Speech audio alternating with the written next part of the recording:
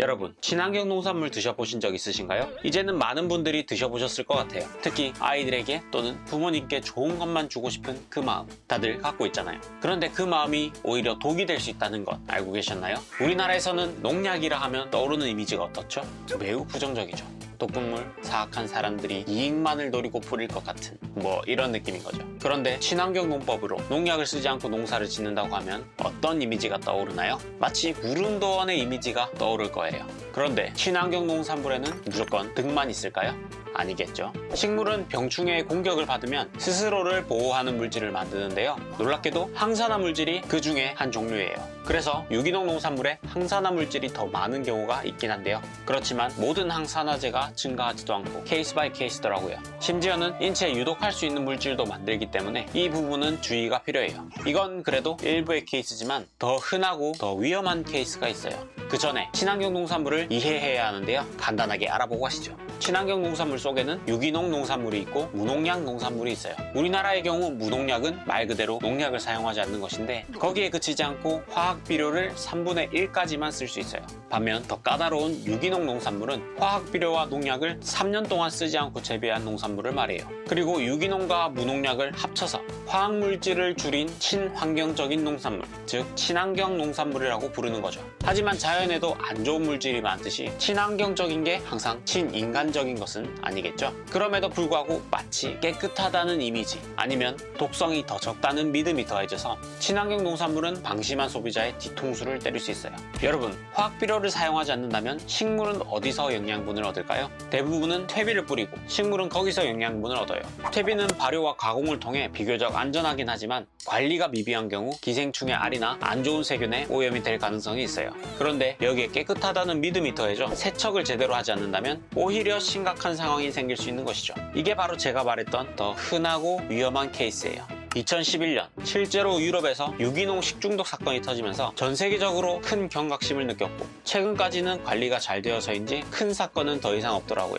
우리나라도 유럽의 여파 때문에 시장의 크기는 줄어들었지만 최근 들어 다시 완만한 성장세를 보이고 있어요. 하지만 아까 말했던 관리의 부주의는 언제 어디서든 일어날 수 있죠. 우리나라는 올해 5월에도 영어 유치원 식중독 사건이 일어나며 작은 사건이 끊이질 않고 있는 것 같아요. 이런 환경에서 우리가 그렇게까지 친환경 농산물을 꼭 고집해야 할까요? 물론 굳이 안 좋은 물질이 포함된 것을 먹을 필요는 없겠지만 한번 생각해보자고요. 유기농 농산물은 2015년 기준 1.3배에서 1.9배까지 높게 판매되고 있는데 과연 그럴 만한 가치가 있을까요? 제가 직접 전문가의 의견을 들어보았는데 유기농법을 한다고 해도 생산된 농산물이 100% 유기농이기는 매우 어렵다고 해요. 특히 땅에서 재배하는 경우에는 지하수를 통해 다른 농지의 농약이 유입되거나 강우 등의 오염 요소가 다양하다고 하는데요. 그래서 가장 믿을 수 있는 것은 환경을 통제할 수 있는 식물 공장에서 재배된 유기농 농산물이라고 해요. 아무리 그래도 유기농이 아닌 곳에서 재배한 것보다는 낫겠지만요. 그리고 최근에는 PLS 제도, 즉 농약 허용 기준 강화 제도가 철저해지면서 농약의 오남용을 더 엄격하게 관리하고 있으며 사용할 수 있는 농약을 제한하고 있어요.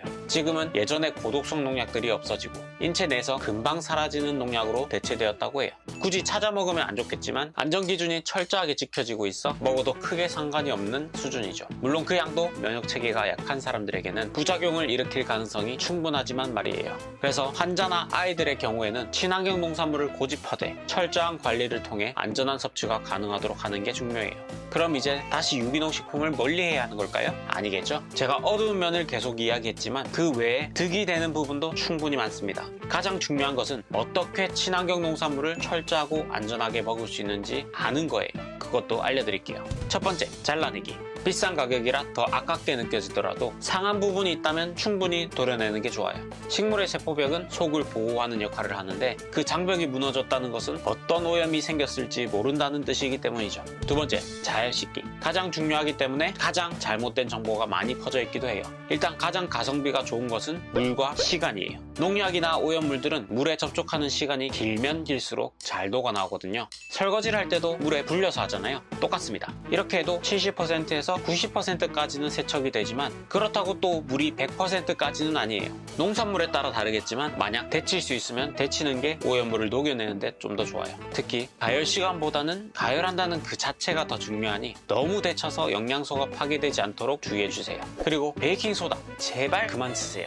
효과가 거의 없어요. 식초도 잘 써야 해요. 저는 처음에 식초도 베이킹소다처럼 효과가 없다고 생각했거든요. 왜냐하면 많은 분들이 물은 엄청 받고 식초는 찔끔 넣더라고요. 농약은 물에 녹는 성분과 기름에 녹는 성분 두 가지가 있는데 물로는 전부 씻어내는데 한계가 있어요. 식초는 물과 기름에 모두 진화력이 있는 초산 성분으로 이루어져 있죠. 그래서 저는 깔짝 넣은 식초가 기름 성분을 녹여낼 수 없다고 생각했어요.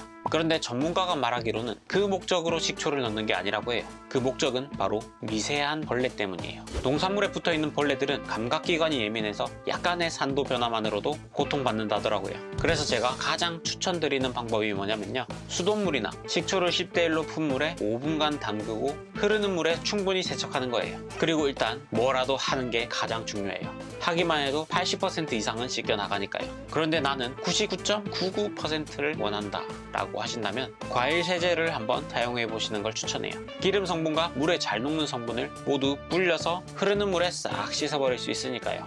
그래서 오늘의 요약, 친환경 농산물 잘못 먹으면 오히려 독이다. 상한 부분은 도려내고 물에라도 꼭 씻어 먹자. 요즘에는 지원 사업도 있다 보니 이왕 먹는 거 친환경으로 먹는 사람들이 많은 것 같아요. 그리고 SNS에 명품 같은 것을 올리듯이 우리 아이는 좋은 거 먹인다고 올리고 싶은 욕구, 또 그런 걸 보면 우리 아이는 너무 막 키우고 있는 게 아닌가 하는 생각이 들 것 같아요. 하지만 일반 농산물도 아까 말씀드린 방법대로 잘 씻어 먹으면 충분히 저렴하고 좋은 영양소가 많으니 남들의 시선보다 더 중요한 세척에 힘쓰시길 바래요. 오늘 내용도 도움되었다면 좋아요를, 과일에 대한 정보를 앞으로도 빠르게 받아보시려면 구독을 눌러주세요. 프루티프루츠는 여러분들의 건강한 삶과 함께하겠습니다. 감사합니다.